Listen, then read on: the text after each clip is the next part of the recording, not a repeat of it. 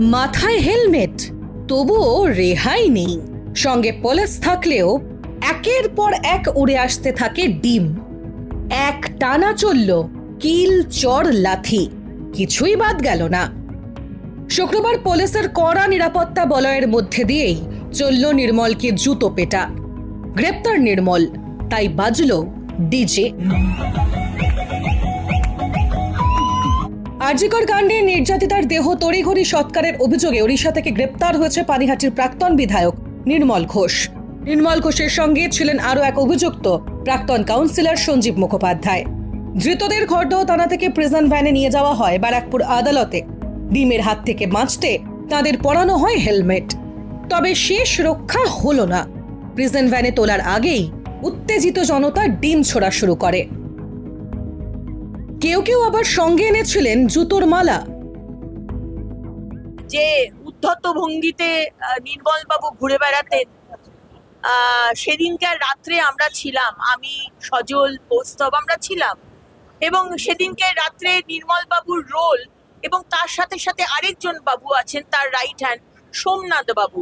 সোমনাথ বাবুকেও গ্রেপ্তার করা হোক, আমি মাননীয় মুখ্যমন্ত্রীর কাছে আর্জি জানাই। কারণ সেই দিন রাত্রে সেই রাত্রে যখন আমরা তার মা অভয়ার মার সাথে দেখা করতে গেছি, তখন এই সোমনাথ বাবু যেভাবে আমাদেরকে সরিয়ে দিয়ে কমপ্লিটলি কর্ডন অফ করে অভয়ার মাকে, বাবাকে নিয়ে একটা রাজনীতি করার চেষ্টা করেছে। এবং তারপরে দেখলাম যে অভয়ার বাবা মা দাঁড়িয়ে রয়েছে টালা থানার সামনে, তারা জানেই না অভয়ার বডি কোথায় নিয়ে চলে যাওয়া হয়েছে। সোমনাথ বাবু তাড়াতাড়ি করে বডি নিয়ে হাসগাড়িতে চলে গেলে। এই যে তার রোল, নির্মল বাবুর রোল এবং সোমনাথ বাবুর role. It was quite obvious, as all of we know, that people were very much eager to see that he should go behind the bar. Everybody knows that he has some kind of foul play regarding the cremation of the students. So everybody wants justice for the Abhaya, and it's a part of that proceedings. 2024 সালের 9 August আরজিকরের নৃশংস সেই ঘটনার স্মৃতি আজও টাটকা।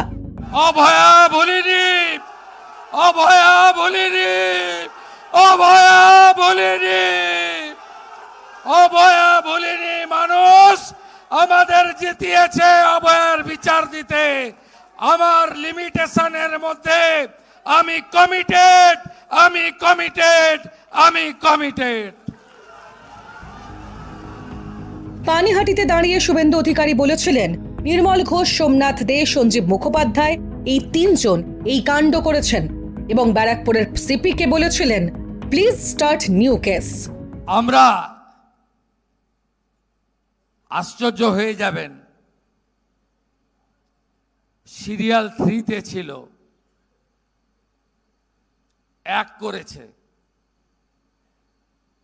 ক্রিমিশন cost হয়, দিতে হয়। ক্রিমিশন কস্ট বাড়ির লোক দেয়নি,